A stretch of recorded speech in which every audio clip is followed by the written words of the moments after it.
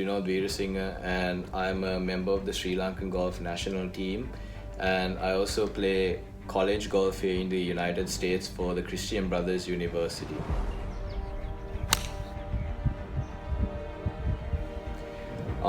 I'd like to thank the arena for giving me this opportunity to talk to everyone out there about my golfing journey up till now. Um, I started playing golf at about the age of 4, and it all started when my father took me to the Royal Colombo Golf Club. He wanted to practice, so he took me along one day, and he gave me a little plastic golf club and gave me a couple of golf balls, and he just watched me hit them, and he was like, wow, this, I mean, he's hitting them really well. This might be an option. He might enjoy this in the future. And that's kind of where it all started, and I really hit the ground running with this sport. One of the main reasons why I chose golf out of all the sports is it's different. I really wanted to push the boundaries in terms of what sports we could be successful in Sri Lanka. Everyone knows us for cricket, but I'd like to be one of the athletes that kind of expands and put Sri Lanka on the international stage. Put us on the map for golf. Because already Sri Lanka is not big on golf. We don't get a whole lot of support, and we don't get a whole lot of funding. So you don't see us traveling a whole bunch. We do get to travel, but it's not as much as many other sports. And I'd like to see more opportunities, not only for myself, but for all the younger guys coming up and rising up the ranks. I'd love to put Sri Lanka on the map for golf and develop it. In addition to that, a more personal reason why I like golf is the fact that it's an individual sport, and you have to be accountable for yourself and what you do to improve. Because if you play a team sport, you've got your coaches, your teammates, or your physio, whoever, your coaching staff and your teammates. They're constantly there at practices and all the time to push you and make sure you're doing everything and getting all your whatever you need to get done. But as an individual athlete, for example in golf, you've got to be accountable for yourself and what you do. Your coach is not going to be there to push you every day. Your physio or your personal trainer is not going to always be there to watch how you work out and correct you or tell you what to do, etc., etc. You've got to be accountable for what you do, and it takes a different level of discipline, in my opinion, and that's why I really like golf. I've had many successes over the years being a golfer on the local level and international level as well. I'd say, I've had plenty of ups, being able to be one of the few to win 3 national championships, and I think one of the first to be able to win 3 national championships consecutively. That was probably one of my biggest ups in my career, and of course the honor of representing Sri Lanka the international stage. But along with all the successes, there's been a lot of tough times along the way. Naturally, as an athlete, or anyone in life, they're gonna face some tough times. I'd say one of the toughest periods began the age of 14, where I was thinking about giving up on golf.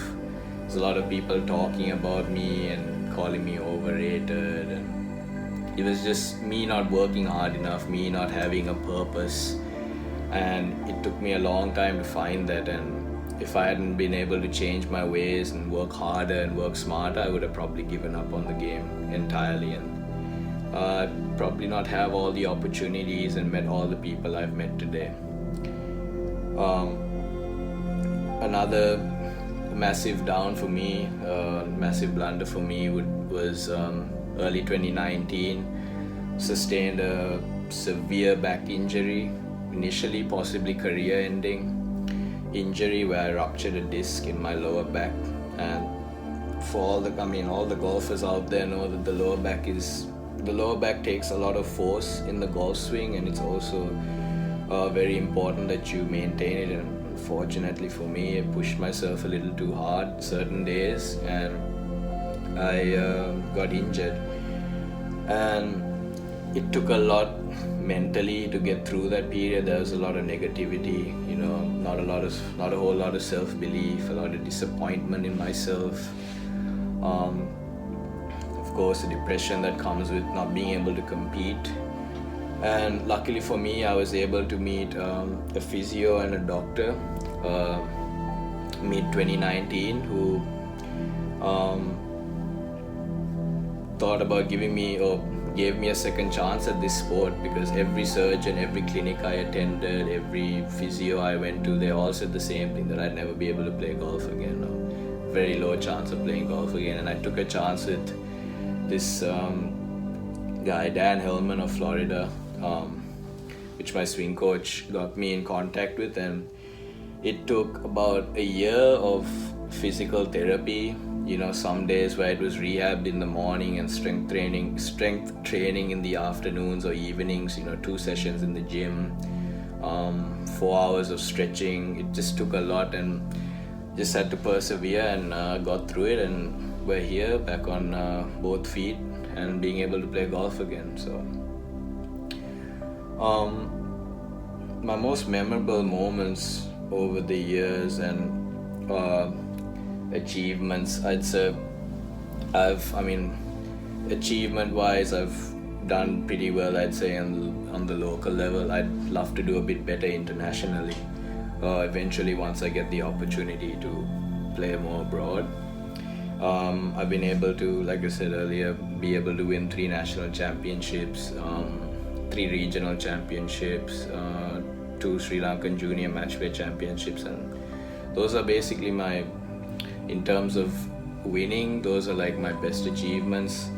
I've also had the privilege of traveling for Sri Lanka around and playing tournaments, and I was also able to captain our Sri Lankan team in the 2018 Hsbc International Junior Golf Championship, which we played against Team India and Team Pakistan. Had a great team, and we were able to push through and get the victory second year in a row. So it was great for Sri Lankan golf. Some of my favorite moments, I'd say, hugging my father after winning the Nuarelia Regional Junior Championships.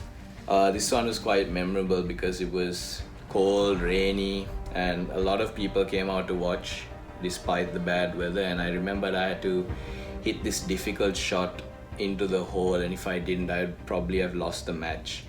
And there was a lot of pressure, and everyone was silent, and I was able to pull the shot off. And everyone was screaming and shouting and cheering on, and I got engulfed by all the people. And I looked up and I saw my father running down this hill, and he actually slipped and just slid down the whole hill covered in mud. Like, he was just so excited, and he ran up to me and embraced me, and he was so happy. That was a funny moment. And my buddies came over, the normal scene where you get drinks poured over on your head, soft drinks of course, and water and whatnot.